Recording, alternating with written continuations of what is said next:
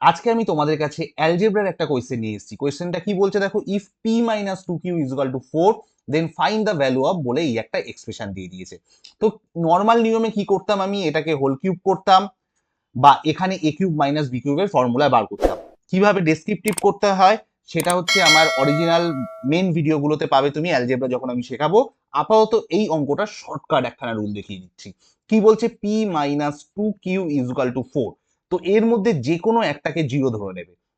তো ধরে নি কিউ ইজুকাল টু জিরো। তো কিউ জিরো ধরলে দেখো এইটা ভ্যানিশ হয়ে গেল, তাহলে পি ইজুকাল টু কি পড়ে থাকলো, ফোর। এই পি এর ভ্যালু যেটা ফোর, সেইটা হচ্ছে যার ভ্যালু চেয়েছে সেটাই বসিয়ে দেবো। আর কিউ এর ভ্যালুটাও দেখো, কিউ জিরো হয়ে গেলে এখানে যদি জিরো হয়ে যায়, জিরো ইন্টু যা ইচ্ছা জিরো, ভ্যানিশ হয়ে গেল। এটাও জিরো হয়ে গেলে এটাও ভ্যানিশ হয়ে গেল। তাহলে পড়ে থাকে P cube minus sixty four. P এর ভ্যালু তো আমি চার জেনে গেছি, বসিয়ে দিই। ফোর কিউব মানে sixty four, sixty four minus sixty four is equal two zero. তাহলে কোন অপশন, বি। এত তাড়াতাড়ি অঙ্ক এই প্রসেসে হয়ে যায় যে আমার 5 সেকেন্ডও লাগে না। ওকে,